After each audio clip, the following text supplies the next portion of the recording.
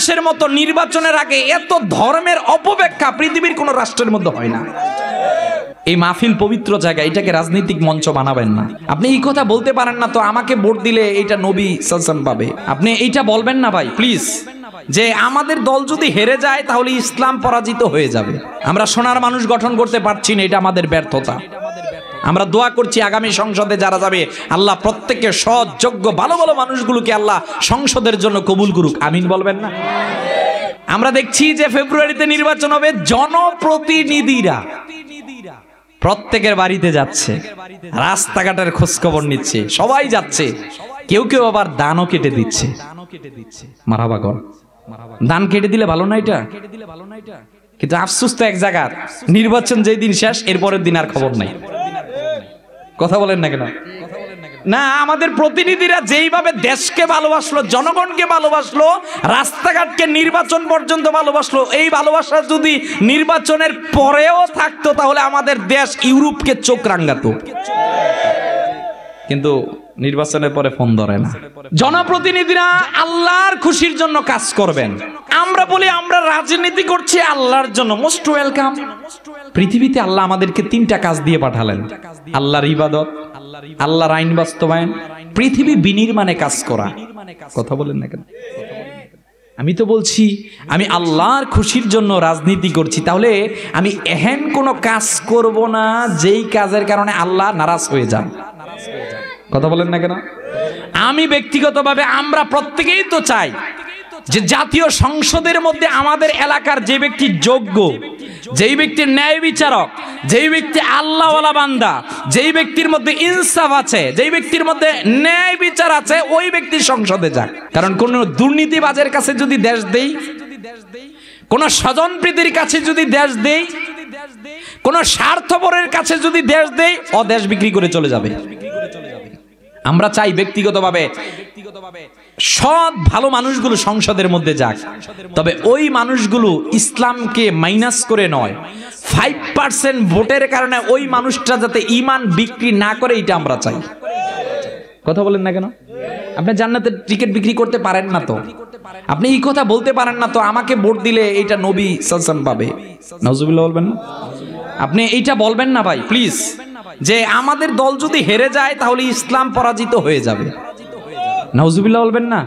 নবী সাল্লাল্লাহু আলাইহি ওয়াসাল্লাম বলছেন ওয়ালান তাজিল হাযিল উম্মাতু কায়মাতান আলা আমরিল্লাহ, কিয়ামত পর্যন্ত একটা দল হকের উপর থাকবে, এক দল হকের উপর থাকবে। আল্লাহর হাবিব সাল্লাল্লাহু আলাইহি ওয়াসাল্লাম ডাক দিয়ে বলছেন এদেরকে কেউ পরাজিত করতে পারবে না। এজন্য কোন রাজনৈতিক দল পরাজিত হলে ইসলাম কখনোই পরাজিত হবে না, বরঞ্চ এইটা মেনে নিতে হবে ইসলাম পরাজিত হবে কোনো না কোনো এক সময়, বরঞ্চ আপনি আমি থাকলে বিজয়ী হবে। কথা বলেন ঠিক কিনা? তাহলে জাস্ট নির্বাচনের জন্য আমরা এমন কোনো কথা বলবো না যাতে আল্লাহ নারাজ হয়ে যায়। কথা বলেন। সবচেয়ে বড় কথা এই, আমার মনে হয়, আমি যেটা বুঝি, যে বাংলাদেশের মতো নির্বাচনের আগে এত ধর্মের অপব্যাখ্যা পৃথিবীর কোন রাষ্ট্রের মধ্যে হয় না। এই মাহফিল পবিত্র জায়গা, এটাকে রাজনৈতিক মঞ্চ বানাবেন না।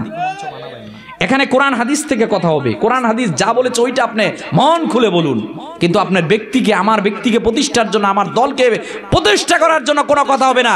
কোরআনে যেইটা এসেছে, হাদিসে যেইটা এসেছে, সমাজ বিনির্মাণে ওই কথা বলবো, আমি এমন কথা বলবো না যেগুলো কুফরি হয়। কথা বলেন ঠিক কিনা? তাহলে আমরা চাই আমাদের সমাজ পরিবর্তন হোক। কথা বলেন না কেন? আমরা চাই আমাদের জনপ্রতিনিধিরা যারা থাকবো এরা রাষ্ট্রের খবর রাখুক। কথা বলেন ঠিক কিনা? সাইয়েদনা আলী রাদিয়াল্লাহু তাআলা আমাদেরকে শিক্ষা দিলেন, একটা বিষয় শিক্ষা দিলেন। হযরত আলী রাদিয়াল্লাহু তাআলার কাছে একবার অনেক দূর থেকে এক লোক আসলেন। এই লোক এসে আলী রাদিয়াল্লাহু তাআলার সঙ্গে রাত্রেবেলা কথা বলছেন। তিনি মোমবাতি চিনছেন না, লাইট জ্বলছে, হঠাৎ করে তিনি লাইট বন্ধ করে দিলেন।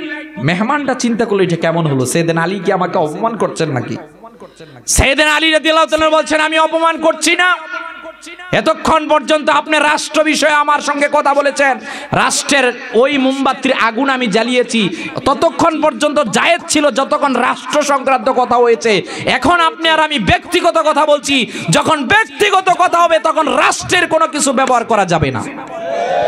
কথা বলেন না কেন? ইসলামী রাষ্ট্র হলে আপনি এইটা পেতেন। রাসূলুল্লাহ সাল্লাল্লাহু আলাইহি ওয়াসাল্লাম বলছেন ইসলামী রাষ্ট্র হলে আপনি ওইটা পেতেন যে বনু মাখজুমি গোত্রের ফাতেমা নামক এক মহিলা চুরি করেছে। হযরত ওসামা এসে বলেন হুজুর আপনি একটু রায়টা কমিয়ে দেন। নবীজি রাগান্বিত হয়ে গেলেন, ওসামা তুমি কি আমাকে আল্লাহর রায়ের বিরুদ্ধে বাধা দিচ্ছ? ওয়াল্লাহি লাউ আন্না ফাতিমা বিনতে মুহাম্মদ সাল্লাল্লাহু আলাইহি ওয়াসাল্লাম সারাকাত লাকাতাতু ইয়াদাহা। ওসামা তোমাকে জানিয়ে দিলাম, আজকে এই জায়গার মধ্যে যদি আমার কন্যা ফাতেমা চুরির দোষে অপরাধী হতো, আমি তার হাত কাটার রায় দিতাম। কথা বলেন না কেন? যদি এই রায় আমাদের হতো, কোন একটা দুর্নীতিবাজ বাংলাদেশের লকার পর্যন্ত হাত ঢুকাতে পারতো না, বাংলাদেশ দুর্নীতিতে কখনো চ্যাম্পিয়ন হতো না, বরঞ্চ এই যে সোনার দেশের মধ্যে উন্নতি সাধন করতে। কথা বলেন ঠিক কিনা? আমরা সোনার মানুষ গঠন করতে পারছি না, এটা আমাদের ব্যর্থতা। আমরা দোয়া করছি আগামী সংসদে যারা যাবে, আল্লাহ প্রত্যেককে সৎ যোগ্য ভালো ভালো মানুষগুলোকে আল্লাহ সংসদের জন্য কবুল করুক। আমিন বলবেন না?